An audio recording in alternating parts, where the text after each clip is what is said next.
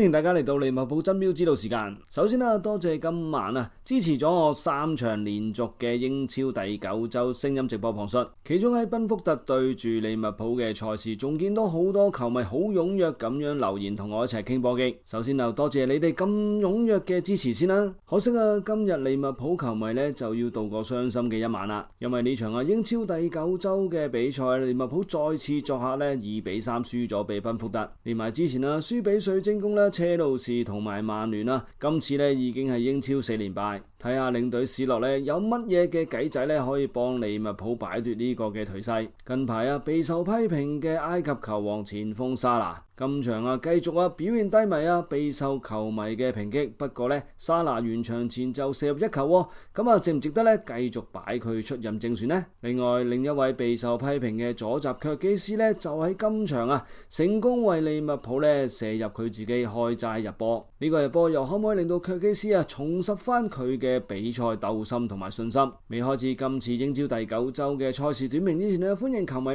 俾個 like 呢段影片將影片分享出去同埋訂閱利物浦真標之路嘅 YouTube channel 再次多謝你哋嘅支持。經過周中歐聯小組賽第3場作客5比1大勝德甲嘅法蘭克福。賽前今場嘅正選陣容都有好多球迷有爭論嘅，因為上場正選冇咗沙拿就取得大勝，但係今場翻到英超就重新用翻沙拿打正選右翼，另外2個閘位就用翻巴特利同埋卻基斯。上場表現咁出色嘅防守中場蘇布斯利同埋居迪斯宗斯當然繼續正選啦。沙拿就擔任今場嘅正選右翼，攻擊中場繼續獲斯，左翼就係加普，前鋒因為伊薩就受傷咁用翻艾基迪基擔任呢個中鋒啦。因為加文貝治對雙紅會嘅比賽扭傷足踝上場歐聯已經缺陣啦，今場亦都正選後備都冇。伊薩就喺上場歐聯半場拉傷咗鼠係咁就半場已經被換走啦。今場亦都係正選後備都冇，所以今場嘅利物浦後備球員就有門將嘅活文啦、高美斯啦、遠藤航啦、麥卡利士達啦、基艾莎啦、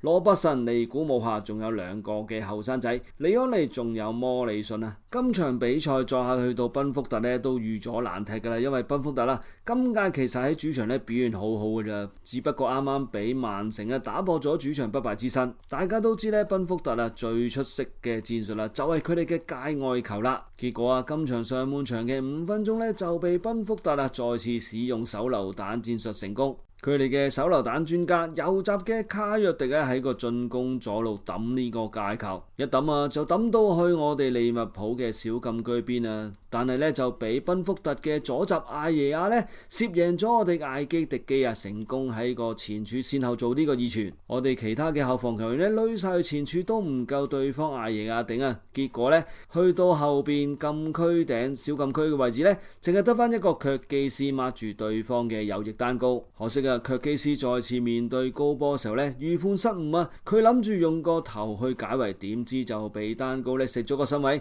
先行用個左腳射入空門就幫賓福特上半場5分鐘就領先1球啦。雖然利物浦咁早階段先失波但係整個上半場利物浦形勢唔算特別太差嘅啫。首先我哋上半場控球指數比主隊嘅賓福特優勝，不過喺個射門數字同埋中目標次數其實就賓福特就反稍為有啲優勢。咁賓福特喺個上半場9射4中而利物浦只得7射3中。但係雖然賓福特射門同埋中目標次數較多，但係我哋就 create 咗4個嘅 big chance 所以上半場我哋嘅 XG 其實比賓福特高，我哋有 1.16， 而對方賓福特只係得 0.98 嘅啫。利物浦上半場其中一個嘅 big chance 就係來自20分鐘沃斯喺個小禁區12碼點一個嘅門前運戰竟然左腳施射諗住都會網仔入嘅時候竟然啱啱落多少少腳趾尾細喺個柱邊出界，未能夠喺個英超開齋。賓福特喺上半場創造咗2個 big chance，都係來自佢哋嘅丹麥進攻中場丹士哥。首先佢喺39分鐘一個峨眉月頂嘅右腳勁射可惜就喺個眉底睇怕到入嘅時候，俾馬達舒維利飛身右手托出底線，以為可以化解咗危機啦。點知去到上半場啱啱去到補時咁就我哋喺個前邊嘅翻 over 位置傳失咗個波，就俾丹士哥見到我哋後防好出現好大個空位，因為干拿迪同埋雲迪克咧都推到上差唔多中場線啊，參與進攻，結果就被單視嗰一個斜直線啦。沙特咧就比我哋嘅干拿迪跑快好多。慢鏡見翻呢，唔知係干拿迪真係力有不逮唔夠快啊，定係驚啊佢全速追嘅時候咧拉親個大髀後筋會受傷離場。結果沙特啦長驅直進咧去到12碼點，趁住馬馬達舒維利出現咧，輕鬆就右腳射入啊，咁又幫賓福特啦領先到2-0。初頭以為利物浦啊就要落後2球翻入更衣室之際啊，竟然咧球證額外補上補，喺45+5分鐘，莫斯啊喺個右邊咧交俾巴特利啊去到底線傳中，艾基迪基喺個前處同對方嘅賓福特後衛爭奪之下咧，就兩個都掂唔到波，個皮球咧就落咗去遠處嘅卻基斯啊，壓過咗對方嘅右翼單高，竟然用右腳咧射破咗基利夏嘅十字關啊！結果利物浦咧就喺個完場前入咗呢球波，咁啊1-2啊追成接近比數咧，先至翻入更衣室。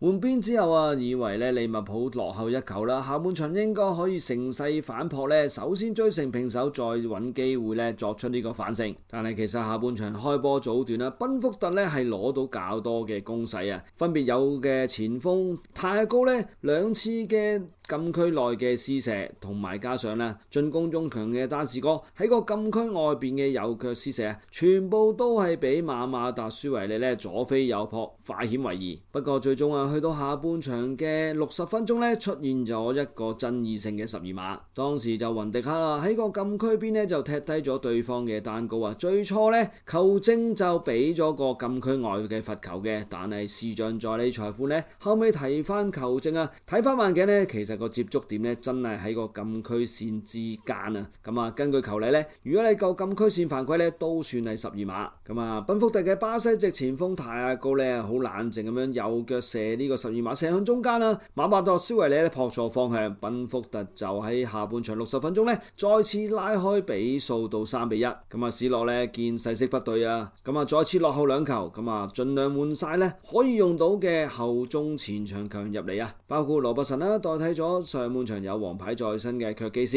米卡利士打代替咗受傷嘅居迪斯宗斯，仲有尼古姆下，仲有基艾沙打一個嘅4-1-4-1陣式。雖然啊我哋攞翻唔少嘅攻勢啊同埋射門機會，但係喺個入波啊 big chance 方面咧反而唔及賓福特多，因為我哋啊下半場咧尾段啦，好多嘅射門啊都未能命中目標，尤其係沙拿有幾次咧推返去左腳大衛斯射，以往係佢嘅殺食位置噶嘛，但係都射咗上去觀眾席。當比賽去到尾段咧，利物浦仲係落後2球之際啊，好多球迷咧都心灰意冷。突然間沙拿咧接應啊蘇保斯利嘅右邊偷到對方腳下球，再傳個靚波笠過咗賓福特嘅中堅啊，去到禁區入邊嘅沙拿左腳一控，竟然用佢唔係好擅長嘅右腳第一時間 drop kick 施射啊，咁就喺個柱邊網仔入網啊，基利夏咧只能目送皮球。咁啊，利物浦完場前追成2-3，接近紀錄。下半場補時咧只不過係7分鐘啫，但係啊最終就補咗超過10分鐘啊。喺比賽尾段咧，利物浦啊連番試射，總共有4次嘅射門啦，其中最有威脅咧就係來自蘇保斯利俄美於頂一個左腳施射，不過最終都避唔過啊基利夏嘅十指關。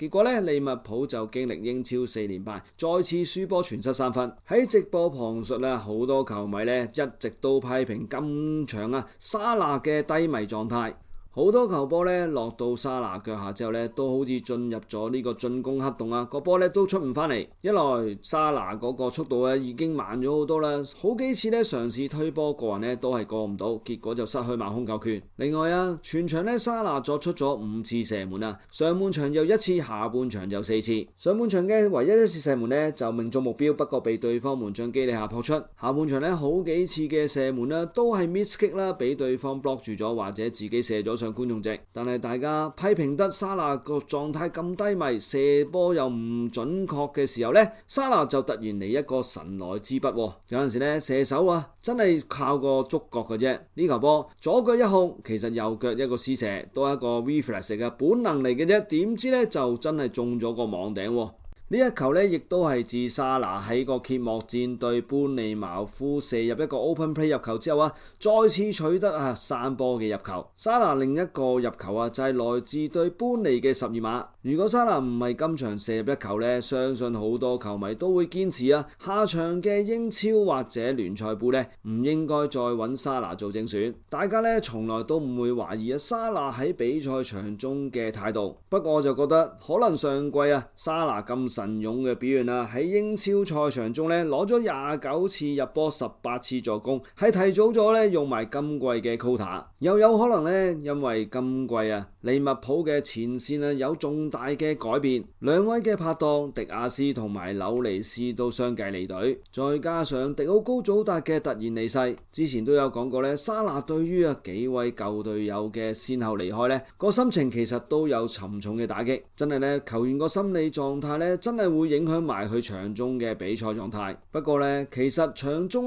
邊一個去出任呢個正選11人呢？從來都係 head coach 史洛嘅責任。其實上場波咧，史洛冇咗沙拿打正選呢，喺個歐聯小組賽大勝法蘭福5-1。其實兵家大忌咧，就係如果你贏咗波之後咧，唔好立亂換呢個正選陣容。就算上場伊薩半場傷出咧，都係用基艾沙後備入替打呢個雙前鋒。我喺直播旁述都有提及我有理由相信呢，今場其實都係史洛嘅暗黑兵法。因為去到比賽尾段明顯狀態較佳嘅沃斯呢，竟然先被調離場，而唔係換走沙拿。其實史洛係咪因為想今場波繼續輸波，令到球迷有藉口去支持佢未來嘅英超賽事呢，繼續棄用沙拿做正選？點知沙拿又繼續好似好爭氣咁用入球呢去到回應球迷嘅批評。史洛喺今場賽後訪問都話今場嘅敗仗呢係佢之前4場嘅英超敗當中呢個感覺最差。其實又點知史洛一個係咁其實好多球迷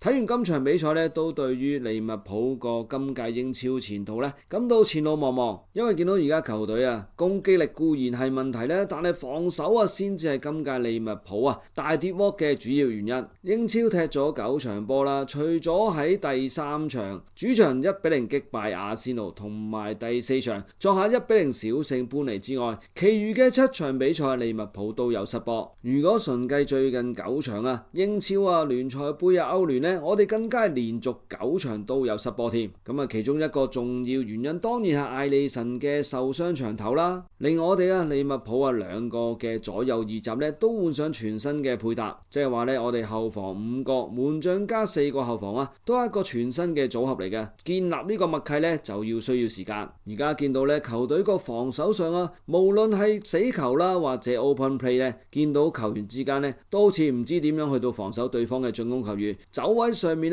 一塌糊塗。岡納迪啦固然又心不在焉啦，之前幾場呢其實都少少回復翻水準啦，但係喺我哋失第2球波見到佢真係呢完全冇心去到回追翻對方嘅前鋒沙特。另外呢左閘卻基斯雖然呢今場喺個完上半場前呢射入加盟利物浦嘅首個入波，但係整場呢見到卻基斯喺個場裏面都係患得患失，好多時呢都滾水淥腳將個波解圍咗先。雖然今場見到喺左邊呢同阿加普都多翻啲配合噶啦，唔係完全貌合神離。不過卻基斯今屆喺英超同埋歐聯呢表現呢同上屆攞到最佳左閘呢真係相差甚遠。希望教練團隊呢諗翻一個嘅整體進攻防守嘅戰術啦，俾阿卻基斯呢等佢發揮翻自己全速奔跑用不完嘅體力嘅打法。其實今場呢喺下半場收起咗加普呢先至係發揮卻基斯跑上跑落嘅特點，但係又唔知係咪因為佢有黃牌呢，所以就換入咗老將羅伯遜啦。結果呢就我哋成個嘅左邊呢個進攻就癱瘓晒啦。今場利物浦呢經歷英超4連敗其實全隊球員呢都冇乜邊個表現出色除咗我哋嘅全能中場蘇布斯利。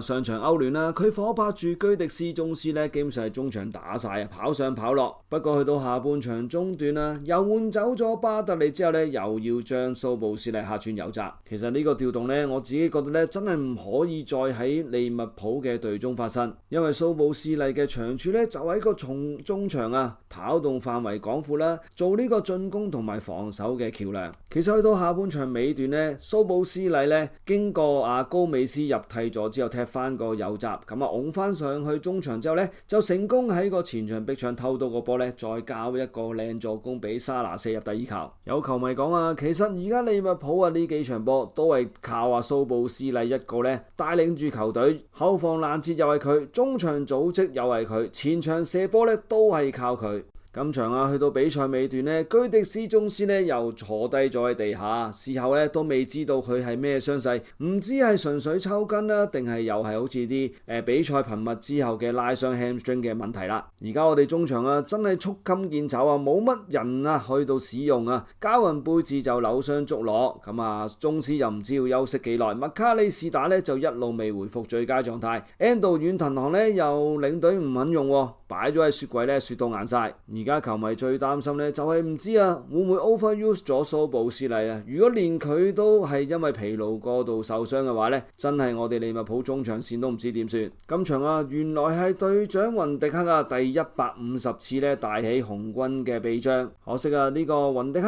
喺利物浦嘅里程碑呢，就伴隨住今屆英超4連敗做紀錄。咁啊，身為隊長呢，雲迪克喺賽後訪問啊，都話全隊啊都要檢討翻自己表現，包括佢自己。大家其實見過雲迪克呢效力利物浦咁耐以來啊，見到呢逢親喺世界盃年呢，雲迪克嘅比賽狀態都有啲起伏不定。今屆都唔例外啊，下年呢就喺美國、墨西哥、加拿大上演嘅世界盃。咁啊，雲迪克作為我哋後防嘅領袖啦，同埋指揮官，佢嘅狀態起伏呢，就影響到成個利物浦嘅防線結構啦。今場啊，難得見到咧雲迪克喺個下半場啊兩次咧有個腦筋上嘅犯錯。下半場嗰個嘅12碼咧，其實佢唔需要咧咁心急出腳噶，扛住對方嘅單高咧已經足夠咧令到對方冇機會起腳。另外下半場嘅補時階段啊，當我哋仲係落後1球時候咧，佢喺對方賓福特嘅角球攻勢啊跳頂啊，同對方嘅門到中鋒泰亞高咧一個嘅碰撞，慢鏡見到啊，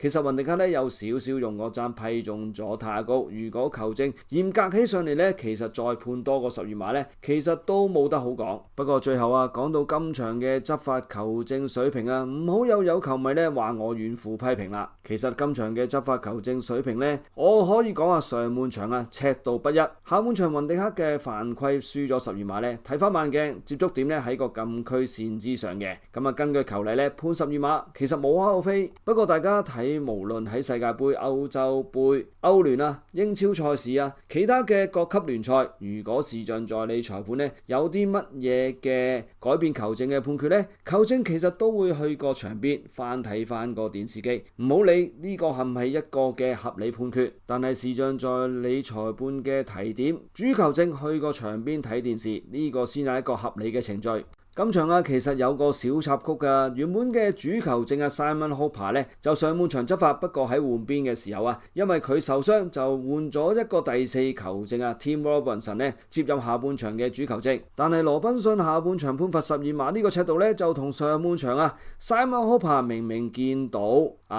加普俾對方嘅隊長哥連斯喺禁區內侵犯，完全冇經過視像助理裁判嘅提點，Simon Hopper 咧就冇俾到利物浦12碼。不過最後啦，我都係將呢個球證嘅判決不公咧擺到喺個賽事短評最後嘅部分，因為基本上咧今晚啊整隊利物浦嘅球員表現咧真係唔係好值得咧有分數而回啊。利物浦經過英超4連敗啊，作客輸咗俾水晶宮車路士，主場輸俾曼聯，作客輸俾賓福特。嚟緊嘅英超同埋歐聯賽程呢，惡戰連場啊！嚟緊嘅周中聯賽盃第4圈對住宿敵嘅水晶宮啦，跟住翻到主場呢，又面對近態回升嘅維拉，之後呢，再要喺歐聯小組賽第4場呢對住宿敵皇家馬德里，跟住又要喺英超作客面對住實力強勁嘅曼城。自己當然希望史洛咧可以維持翻大勝法蘭克福嘅正選陣容起用翻沃斯咧做呢個進攻重心，